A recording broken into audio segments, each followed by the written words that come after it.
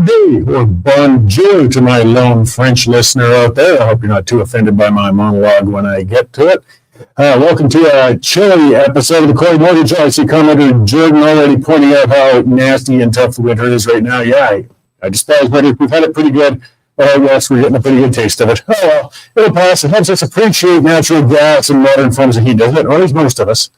So this episode's going to be interesting. I got Brian Lovig he promotes the 51st state concept. So a nice non-controversial issue to discuss a little bit. There's so much going on out there. And of course, we're going to have a news check-in and a lot of other things going on here. So good to see you guys. It sounds like we're having some sound issues. You might want to check those mics. The commenters are commenting. And we'll get that fixed up right away before I start my monologue here. So yes, with President Trump, we've got a whole lot going on. It was difficult to... I understand there's a bit of a delay. Hopefully the sound comes through pretty soon before I start moving on the rest of the show here. If somebody can give us a thumbs up at some point, I will carry on at that point. But we just probably got something a little misplugged. My mic is in. Anybody seeing the sound improving yet? Give me a thumbs up, please, because I love it when my monologue gets destroyed by these. So how's the weather out there in Eastern Canada? Is the sound coming in better for anybody yet?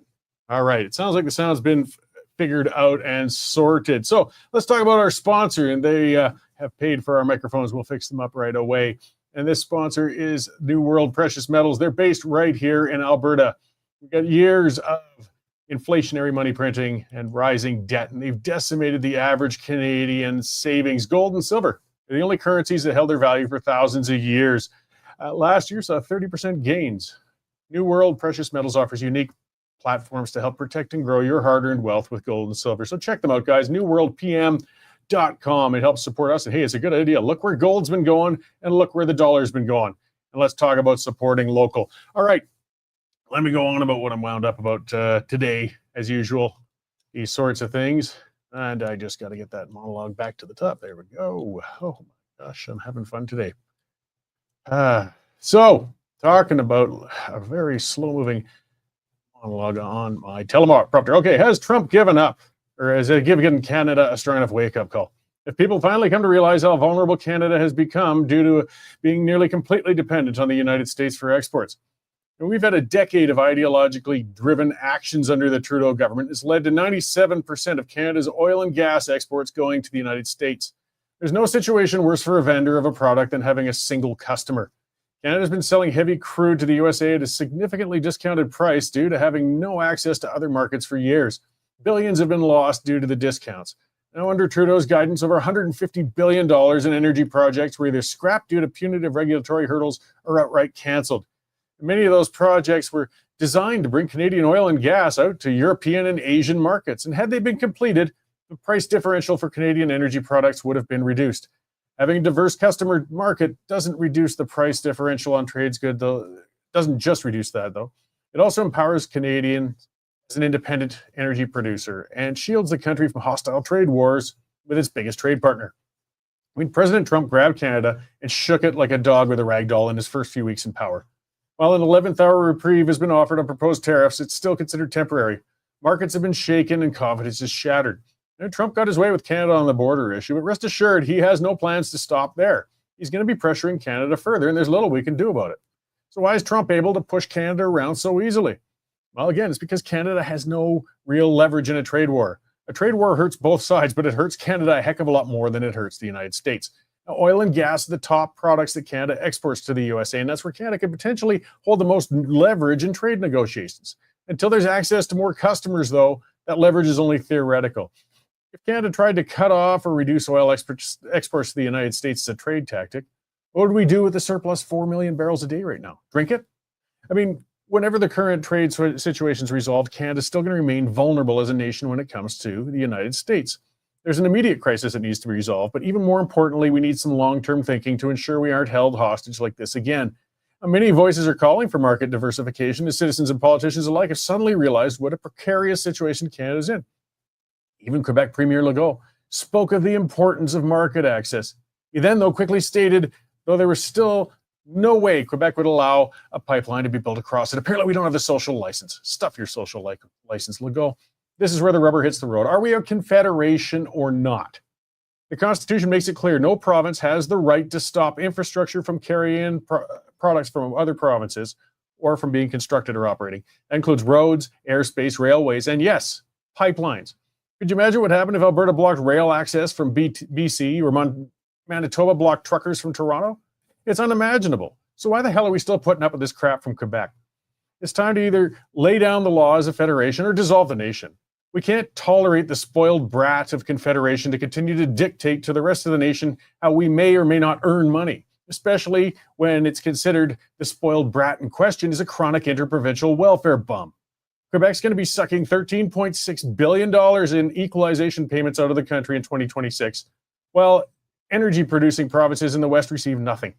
The hypocrisy is galling. While Quebec refuses to develop its own deposits, and they're rather large, of natural gas, and they hinder pipelines, they shamelessly will take the money from energy-producing provinces. It has to stop. Equalization is a constitutionally entrenched formula, sure, but the formula is created by the government. It can be cut down to a fraction of what it is, and maybe it's time for that to happen. Quebec must be facing a stark choice: either accept equalization and a pipeline, or be cut off. They'll suddenly discover a love for pipelines, I suspect. They know where their poutine's buttered. Or they'll separate. Either situation's better for Canada than the status quo. The world's hungry for Canadian energy. LNG terminals are being created everywhere, aside from Canada. And there's refineries all over the world capable of processing Canada's heavy crude. All that's required is increased coastal access for these products. We can get these things done fast when the will is there. The first Trans Mountain pipeline took 18 months to construct, and that was in 1953. Post-war energy security was considered in the national interest, and the job got done. Now, energy security remains in the national interest. If the government acts fast, makes it clear they'll clear the regulations and enforce the Constitution with pipeline construction, private industry will step up. They need strong assurances, though, and tight timelines, but it can be done. The current government certainly won't do it, but the next one could. So the ball is going to be in Poilievre's court, and the time frame's limited. There's never going to be a better time to do this than now. Canada has two choices in front of it.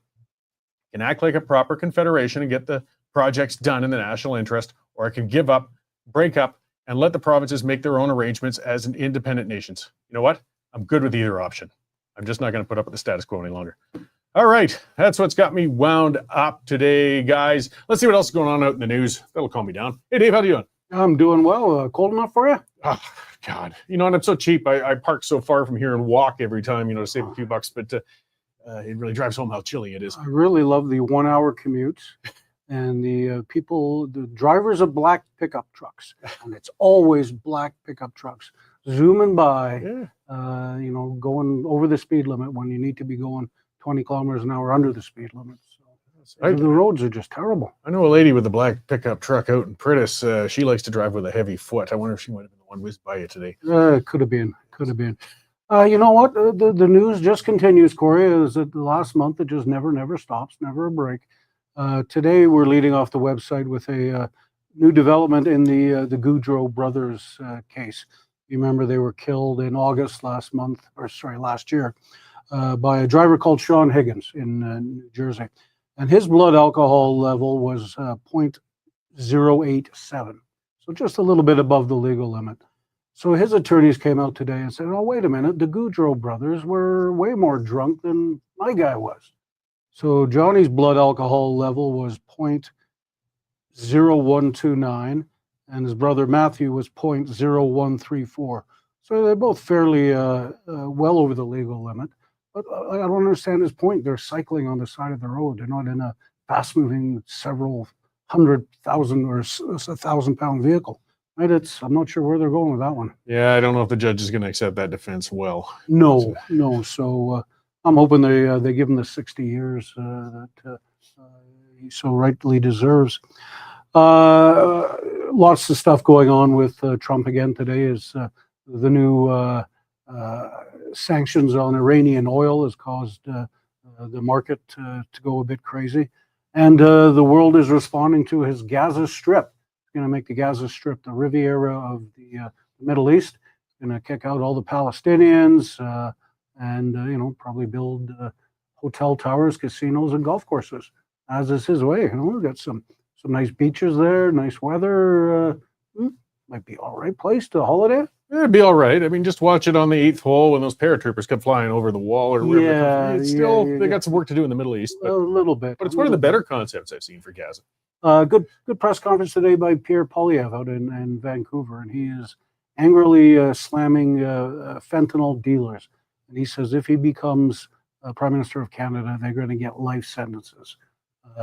50,000 Canadians have died from drug overdoses in the last few years, and he says, if you're killing that number of people, you should be going to jail and throwing away the key. And that's what he's suggesting. And we got some interesting documents, our friend's Blacklock reporter, on the fire budget for Parks Canada. They slashed it before the Jasper wildfires by 23%. So that sort of makes all the arguments of Stephen Guilbeault and all the nice work that they're doing a bit hollow.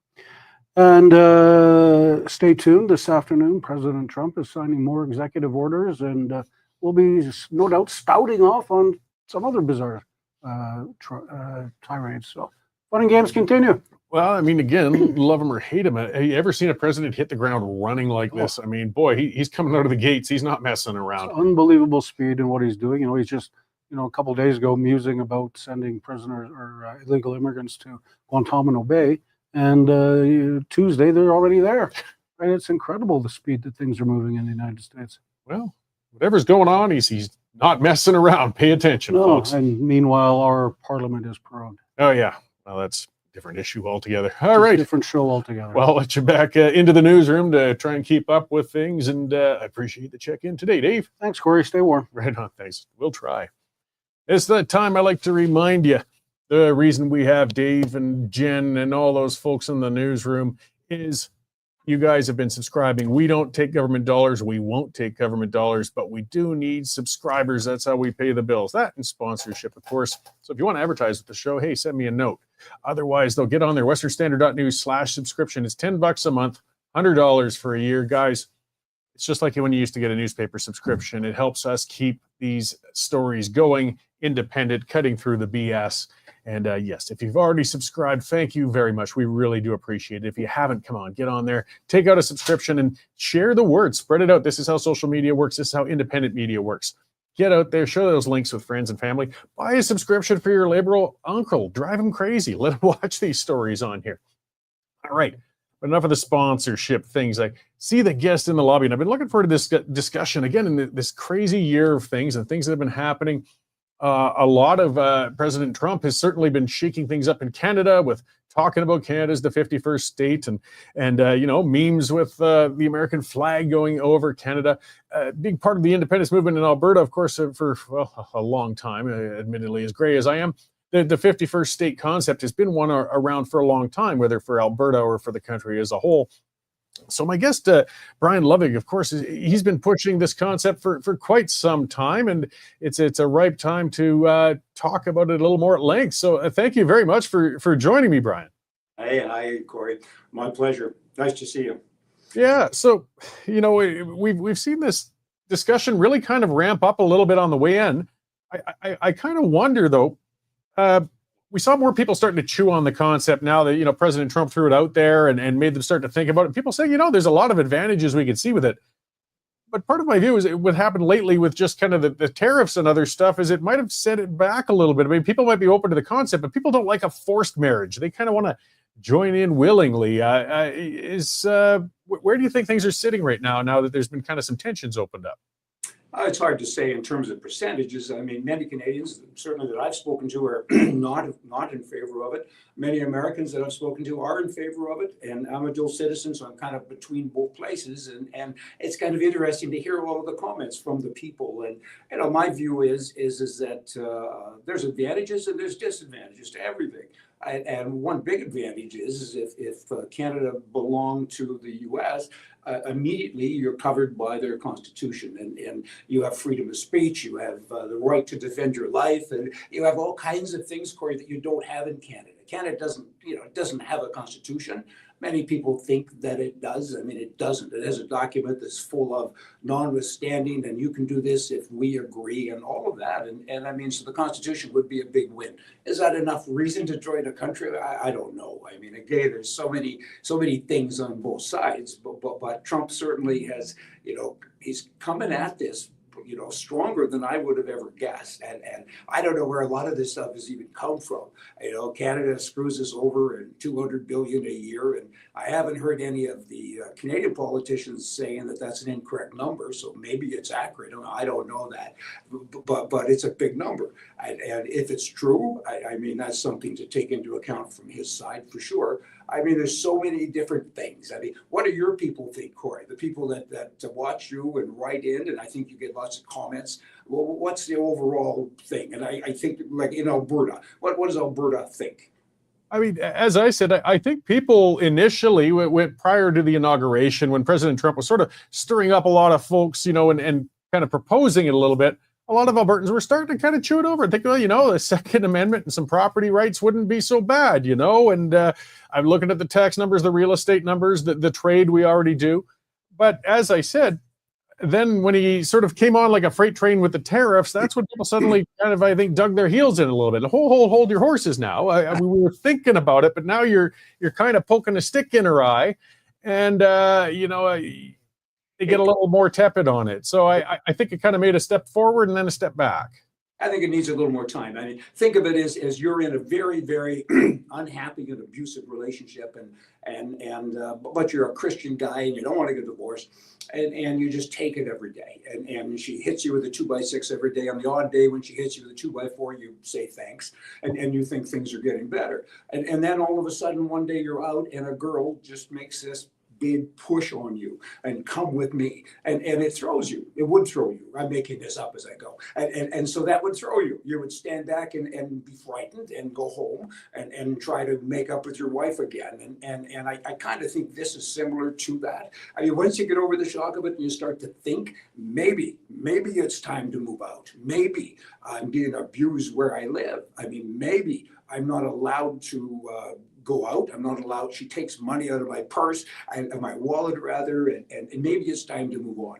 And I think when you look at all of, I'm not suggesting Canada should move, but either you repair your relationship or you move. You have to do something. I mean, to live like you live is not nice. I mean, I'm taxed to death. I have no freedom. I have no rights. I mean, there's a lot of things that aren't very nice. And another thing, I'm on this rampage here, Cory, that's okay. But if it really is $200 billion a year, that's like me owing you $10,000.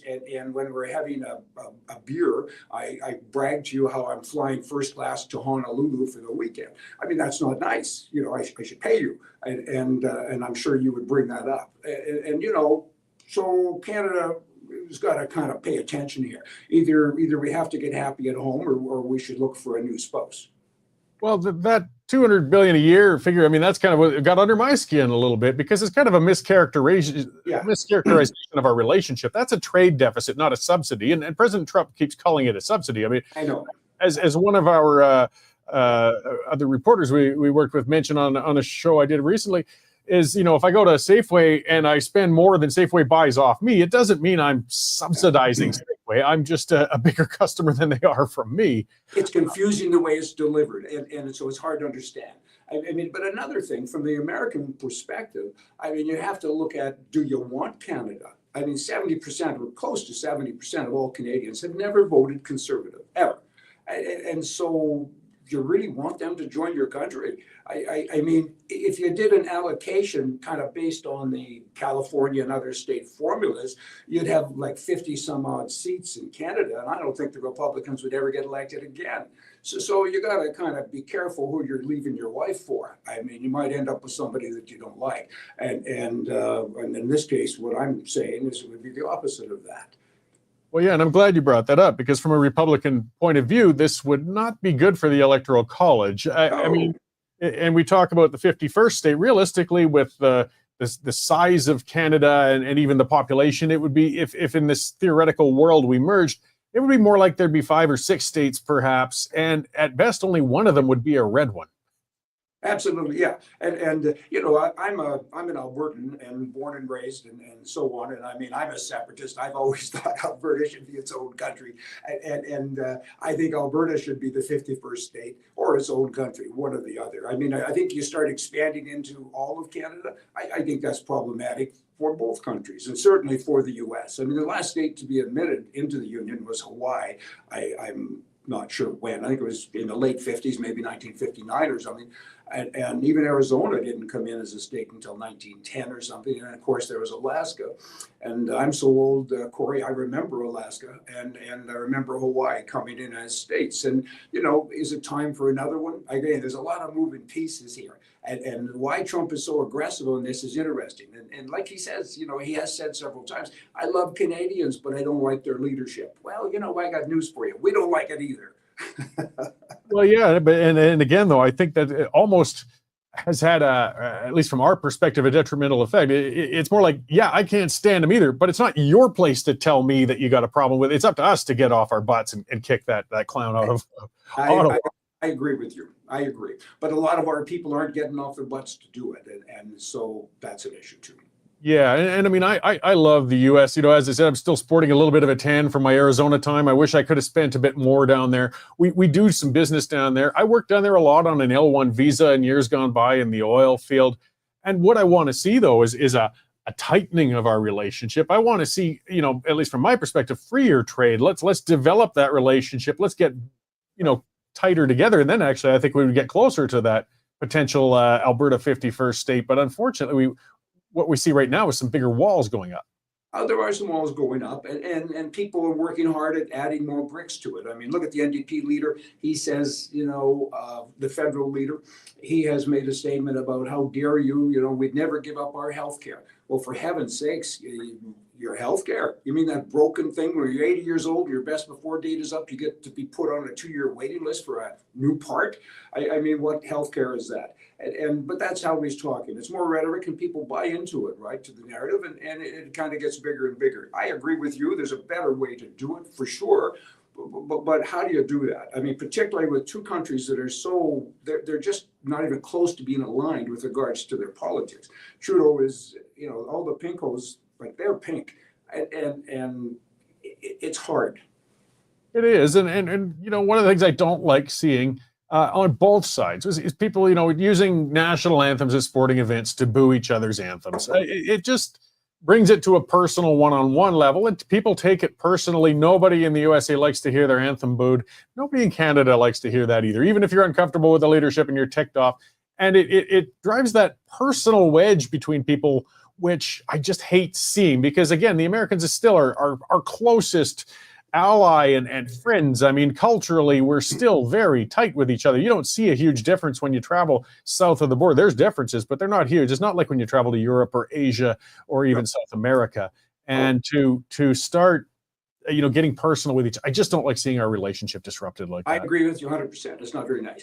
And you know, the relationship should be better and stronger. But again, it's all political. A lot of it is political. And the people, I think, are okay. They kind of like each other. And the Canadians add a lot to the economy of, I live in the Coachella Valley in California, and I don't know the percentage, but I'd venture a 30% guess of all the people there are Canadians in the, you know, in the off season in Canada, and it's nicer there right now than it is in Calgary. Oh, yeah. So I don't know. I mean, Canadians are a little brainwashed because we all watch American television, and we think we have rights, and we think we have freedom, and we think if somebody breaks into our house that we can hit them on the head with a bat and protect our home, and it's not the same. So there's a lot of that kind of mixes into the argument, and then you get the tariffs that go into it as well, which is a separate issue, but that comes into it, and so everyone now is fighting. And not fighting, but they're arguing. And as you've already pointed out, I mean, there's a nicer way to do this. Yeah, well, President Trump has come in kind of stirring the anthill, and then he's going to see what he can put together afterwards. He's doing that all over the world right now. He seems to have turned his eyes away from us for what'll probably be a few weeks anyways, and maybe we'll get some stuff in order. Something people asked me when I came back from Arizona, you know, was what were you hearing from Americans you were talking to down there? And to be honest, at that time, anyways, I mean, the news on the potential tariffs was huge in Canada because I was still watching Canadian news. And most Americans, I mean, there was big news with Trump and what he's going to do, but the tariff thing wasn't really on their radar or concerns about Canada. Has that changed now, though, now that it kind of came to a head since the inauguration? I think Canada's in the news more. Up until recently on Fox News and Newsmax and even CNN, there wasn't a lot of Canadian content, and there is now. You go to even BBC and other networks, mainstream networks, and there's a lot of Canadian content, and so it is talked about, and Americans now are paying more attention, and Canadians used to go to, even me, I remember going to the States asking cab drivers about different things in Canada. They don't have a clue, and now they do more. So Canada's more kind of out there, and I think tariffs are part of it. The 51st state thing is the biggest thing, though, in terms of conversation. And Trudeau's a big topic. People are asked about him. They know my Canadian background, and I'm asked a lot about him and his politics and so on. So. Yeah, well, Trudeau's not exactly a point of pride for a lot of Canadians, but particularly Albertans, especially when we go down there. I got to kind of mumble, yeah, that guy. We're working on it. Give us some time here. We'll try. Unfortunately, this whole thing seems to have actually garnered him a little bump in support. I mean, he's on the way out the door, but he might be replaced by Carney, and that's even more frightening than Justin because, I mean, Trudeau is an ideologue, but he's a moron. Carney's an ideologue, but he's smart, and we could be in a heck of a lot more trouble, even though Carney might not be in for very long. Oh, well said. And to see Trudeau kind of getting some glory now, and he says, we're going to fight and all this stuff. I mean, that's a girly man talking like a man, and it's coming across like BBC kind of brings him out as the man who's going to lead Canadians out of the wilderness, and he ain't the guy. I mean, the whole Canadian system is so messed up. I mean, you're going to have probably 3 prime ministers here, hopefully 3, not 2. You're going to have Trudeau, you're going to have his replacement, and you're going to have the Conservative leader, and all within a short time period. And you shouldn't have 3 people negotiating with one government. No, we've got a president with a brand new 4-year mandate in front of him. What we really desperately need is a prime minister with a 4-year mandate in front of him. That's the only way you can cut a real deal. And 100%. There's nobody to negotiate at this point. I mean, I would, to try and be balanced, say it doesn't matter which party the person is. They'd have to have a mandate, though. But of course, I would much prefer that person be Pierre Poilievre, who has a much better head on his shoulders with this. But I mean, I look at the liberal leaders and the Republican leaders in the U.S. look at them as well, and they look at them with distaste. And one friend of mine is a Republican senator, and he said that Trudeau, he says if he had a rope in his hand, he wouldn't know if he found a rope or lost a horse. And I laughed. I said, yes, that's bingo. And so it's a problem, but because he's viewed as being a weak person, and Trump, they shouldn't ridicule him as much because they are also ridiculing the position. But it is what it is. Well, we just got to keep doing what we can. Politics is an ongoing game. There's never, a finish line or a win. You just keep playing and hope that you're doing better than one year than the last. So before I let you go, where can people find you or what your commentary is on it? I guess it's going to be interesting to watch this as it unfolds over this. We're in for a very interesting year, if nothing else. Oh, well, we are. Trump keeps it interesting. I mean, every morning you wake up, you have to rush to the internet to see who he's calling names or what country he wants to take over. He's kind of acting like Napoleon. I mean, I don't know where all this came from. We have Panama and the Gaza Strip and the blah, blah, blah, and Greenland. There's a lot of countries this guy wants to have, and it's just interesting. I mean, he thinks he's back doing the Louisiana Purchase or something, but, every day it's interesting with him. And we'll see where it goes. He's only got a couple of years, Cory, to do this before the other round of elections. So, he has to go fast. And is he ever going fast? Here's a guy that drinks a dozen bottles of Diet Coke a day. And I don't know how he has time to do that with all of the new rules that he's putting into place. True enough. Well, thank you very much for joining me then today, Brian. Maybe we'll talk again soon as we see this unwind, or talk about the relationship once we get a permanent prime minister and see where we go from there. Well, thank you, and I'm going to have my guy put this show on writeforcanada.ca and writeedition.com, where I yip and yap all of the time about politically right is right, left is wrong. Cory, and I thank you so much. It was a pleasure to meet you online. Excellent. Okay, we will talk again soon. Okay, bye-bye. So, yeah, I mean, what a discussion we've got. What a singular times. If you're a political watcher, I mean, as Dave sort of said, we've got this overload of news. If you're a news person, this is a great time because there's just so much to cover. The hardest parts are when the news is slow. Of course, it doesn't necessarily mean the news is always good. It just means it's interesting. Interesting doesn't necessarily mean good. And we got a whole lot going on and a whole lot to unpack. James, a commenter, saying, yeah, Trump could be a lame duck in 2 years. And that is true. See, that they're different down there. The midterm election could change everything. I mean, President Trump is moving hard and fast right now, and it makes sense, at least as far as the tactic goes, because he might have only 2 years to do it before he might lose the support of Congress or the Senate. He's got everything right now, which, people who don't like Trump are pretty terrified about. I've never been a big fan of his, but at the same time, I do want to see a disruption. I want to see a change in the status quo. I don't know if it's going to be better or not. As I said, it's like he's taken the anthill and just stirred the heck out of it all around the world. That some things are going to come out better and some are going to come out worse. I mean, Gaza, for example, Dave was talking about, and he's certainly stirring it up. If you want to get them uptight, we're talking about fully removing the Palestinian people from the Gaza Strip. Okay, but is that going to make it calmer over there? Is that a solution? I'm just trying to guess. And I mean, talk about a weird head to try and get into. President Trump's head is about as weird and unpredictable as any. As with Canada, I think he just likes shaking the whole heck out of it, taking it to the 11th hour, and then he can really set the terms on getting something done once they're worked up. So now that the people of Gaza are standing in a pile of rubble due to their own bloody, idiotic actions, let's not pretend, by the way, I'm just going to go on a side thing because I'm tired of people saying we should feel sorry for them. We're seeing it come out. How have they managed to hold those young ladies that they were molesting and raping for over this last year and some without them ever being found? The citizens support Hamas. Let's not pretend otherwise. The citizens looked the other way while the terror tunnels were built. They looked the other way while the terrorists were trained, and they participated in hiding the hostages all over the place down there. It doesn't mean they should all be nuked or obliviated, but let's quit pretending they're innocent. There was one interviewed after the recent hostage release, which, they're not that smart necessarily either. When she was saying, yes, we housed, some of these hostages and moved them from house to house. That's how they did it. But now we're at a point. Okay, they've really, I don't know if they've learned, but they've certainly lost this war, haven't they? Smart idea, raiding a music festival and raping and pillaging and killing like that. It cost you a heck of a lot more than you garnered. In fact, you might have lost Gaza out of it. We joke about Trump putting up the golf courses and the Trump towers along Gaza and everything. I doubt that's going to happen. But what he's probably doing from his mind, get them really scared, get them really shaken up. Like, you guys might not only have lost this war, but you might actually completely have lost Gaza, and you're going to be pushed back into Egypt and Jordan. And now you're even farther back in this whole Palestinian notion than you ever were to begin with. And then maybe at the last second, there'd be concessions. I think maybe that's where it's going. The thing is, Gaza needs to be rebuilt. But you know what?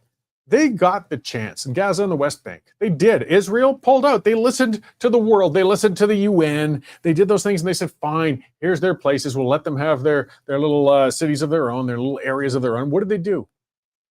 They ripped out water lines and built rocket launchers. They didn't build houses. They built terror tunnels. They built hospitals, but they used them for headquarters for their terrorists. They took UNRWA, which was supposed to be aid for the citizens, and it turned into just a terrorist fundraising group. So if they get to rebuild Gaza, if they get to have Gaza, and I think that's perhaps where Trump is going, it's going to be on his terms. He's going to say, yeah, you could rebuild, but it's with oversight. When we see those bulldozers over there, they better be leveling ground to build housing or hospitals or schools. And if you start another terror tunnel, you're going to get blown up. We're not pissing around this time. You have an opportunity to build a good little nation for yourselves if you could just get over your hatred and obsession with wiping out every Jew in Israel, because it's not going to happen. So, again, I don't see how any other approach with these Palestinians is going to work. Everybody else has tried negotiating. They don't seem reasonable. They're all wrapped up in their sick idea of putting a caliphate together, and it's not going to happen. So maybe President Trump's going to get that done. But he's also doing a pretty ham-handed approach with it as well. He's not messing around. But can you beat around the bush with him anymore? So let's get back to what Trump, so supposedly that was the main issue, was the fentanyl crossing from Canada into the United States was the reason for the tariffs. I don't believe that. I believe that was the pretense. It's an issue, certainly an issue. We have labs that were busted in Canada producing massive amounts of fentanyl. And a little bit of that stuff goes a long, long ways, and it kills a lot of people, Canadians and Americans alike. And certainly some of it was definitely getting across from Canada into the United States. But everybody knows the larger source has been Mexico. Mexico's got a heck of a lot larger drug cartel problem than Canada. But Canada also has a big money laundering problem. Toronto Dominion Bank got fined a massive amount because it was money laundering in the United States. Sam Cooper wrote that excellent book, Willful Blindness. He's been a guest on this show. And he talked about how British Columbia casinos were used by Chinese and cartel interests for money laundering. We do have to clean those things up. And again, Trump took the hammer to get us on with it. And maybe we're going to get some realistic solutions. But let's talk about the fentanyl problem, because it runs a lot deeper than just trying interdiction and the war on drugs.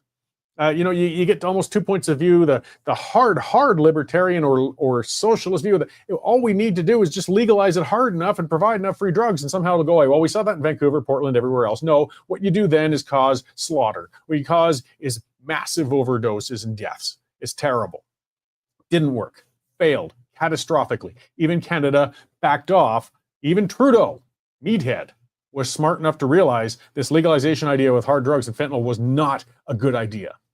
And it's funny watching the discussions, because in Alberta, it looked like a 55% drop in overdoses in 2024 versus 2023.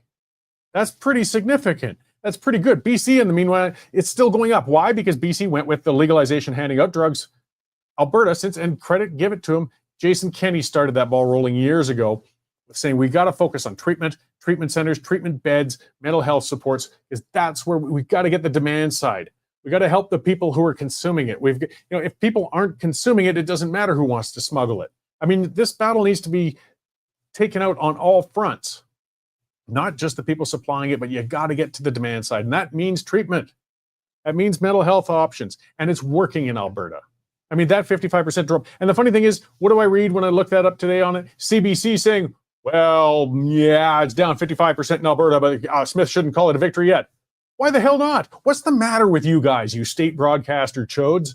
You guys need to be defunded so bad. If nothing else, out of Polyev, my God, gut that rotten dinosaur of an organization. When you can't look at 55% reduction in overdoses as a victory because you just don't want to admit for a second that Daniel Smith might have been right about something, all I want to see is a win. All I want to see is fewer people dead. You know what? If in BC it had been working with legalizing and handing drugs to these addicts, if it actually was working and reducing the overdoses and then eventually leading them to treatment and fixing them up, I would support it, because I just want to see a positive outcome. I don't care how they do it. But it didn't work. But the bloody knobs at CBC just won't want to admit that. So they would rather see people die than concede a political point. That's sick. That's really sick. But it happens on both sides. And one of the things President Trump is overlooking too, though, with this war on drugs, these deaths, he's got to look within his own nation too. If you really want to reduce the deaths, you really want to reduce the overdoses, you've got to look at the problems. As I mentioned to my last guest, I worked a lot in the States on an L1 visa.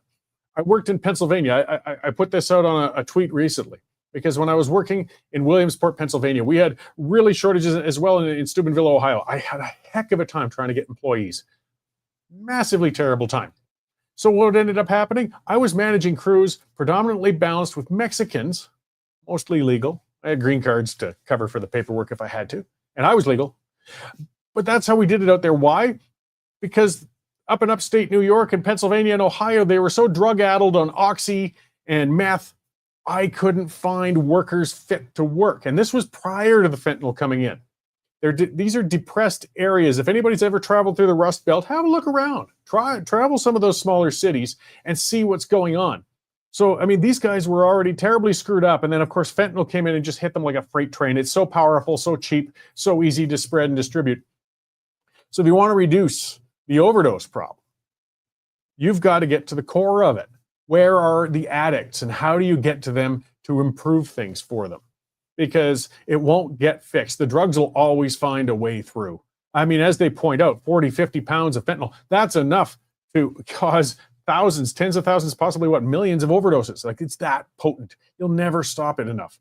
You've got to get down to where the demand is. And there's some serious social issues going on within inner United States. And actually, it's all over the place. I saw it in Oklahoma. I saw it in Texas. I remember some people getting really upset because I wrote a column on that years ago. Because they said, I was having so much trouble in Steubenville, Ohio, getting employees. I put out the ad. I went through an employment center in Steubenville. I mean, that city is, I put a YouTube video out on it. It's down in the dumps. It's like half the size it used to be. And I thought it'd be easy to find general labor. All I wanted, the term in the States called stick pickers. All I needed was them to walk along and throw wood off of a cut line. I couldn't get them. They would all phone in and set an appointment with me for an interview, and then they would never show up. I'd set 2 whole days aside to just sit down and interview guys to get them out to work. And the reason I wanted to, and this is the reason why people got upset, all I wanted to see was that I wanted to see their arms, I wanted to see their teeth. If I see injection tracts or I see meth mouth, I'm not hiring you. They didn't show up. So the other issue was, if they want to collect welfare and social services, they have to pretend they're applying for jobs, but they don't actually want to get the job because then they have to show up for work. And so they wouldn't show up for the interview. They wanted to make sure they didn't get hired. That was the worst case scenario. That's a socially disrupted society. Even if they aren't addicts, you got social issues going on. So again, if you really want to win that drug war, that's where you got to start. You've got to get down into these regions and see what it's going to take. Economic stimulus, training. The hardest part of all is a change in the social attitude. And anybody who's worked in the eastern states, there was a lot of us down there in the Marcellus play. There was, again, a lot of Canadian expats running jobs. I'm sure a couple are watching the show nodding their heads, because it was an ongoing battle when you would hire. And hey, there were some great workers down there. Don't get me wrong. There were some fantastic American workers who worked their butts off. But a whole lot of them, it was an endless battle for me to try and just get them to work. The second you get them on the job, they're looking for excuses to go home. Oh, I got a court date, or I got this, I got that, I got this. I couldn't get them to show up in the bloody mornings. It was just an ongoing game. I went on a firing binge in Clearwater, Pennsylvania. Clearfield. I fired, I can't remember what it was, 8 guys in 4 days because they couldn't make it to the morning safety meeting in time. I thought maybe if it shows that these guys are actually going to get fired, they'll start showing up. They didn't. I was going to run out of guys if I didn't just start putting up with these idiots showing up late all the time. Brutal. So yes, there's big issues. But if we want to deal with that, that's a bigger picture issue, isn't it? It's having to get realistic with things. So yes, President Trump is right. Hundreds of thousands of people dying from overdoses. But if you really want to take it on, it's much more complicated than just throwing tariffs at the nations bordering on you and blaming the source of the drugs coming in. You got to wonder why the people are taking the drugs. And that's a lot tougher. That takes mental health supports. That, as I said, that takes treatment for the ones who are already addicted. And don't write off those who are already addicted. Treatment's hard. It's got a very limited success rate, particularly with opioids and fentanyl. But the term I heard recently was, as long as they're drawing breath, there's still hope. There's still some addicts who have made it from right on the precipice of death, come out of it, become productive. We should never give up on each other with that. That's a true thing as humans. I'm a libertarian. I'm conservative. I want to see a minimal amount of government intervention, but I do think we have an obligation as humans to try and help each other. And this is what we need to be doing for each other when it comes to this. It will pay off for us, even if it's expensive to try and get those treatment centers going. So we're seeing that success happening in a micro model. We got a good example of, we got Alberta and BC right next to each other. Both have the same addiction problems, but both took different routes on how to deal with it. Alberta's seeing success despite what the morons at the state broadcaster are saying. BC is seeing growing overdoses. The catastrophe is getting worse. We've seen the difference in approaches and know which one works better than the other. There's still hundreds of overdoses in Alberta every year. Still lots of young lives being lost, but we're reducing it. So let's follow through on what's happening there. Pierre Poilievre did a press conference today. Talking on the enforcement front. There's some truth to that too. Make real consequences for these dealers. They're dealing death. They bloody well know it. I don't know how somebody can sleep at night knowing you're selling a drug that's causing so many people to die.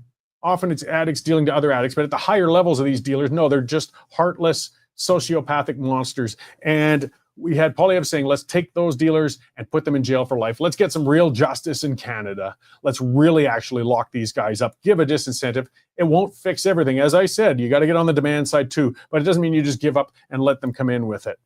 And Carol pointing out Chinese control BC and China's attacking from the inside with drugs. Yes, China's another big issue. All sorts of levels with this, guys. We've got lots of it. But if we want to take it seriously, we've got to get results-based. And treatment and mental health supports have the best results, even if they're tough, expensive, and limited. It's better than doing nothing. And it's going to be more effective than trying to stop all of the flow of the drugs into. They'll always find a way. They'll always find a way.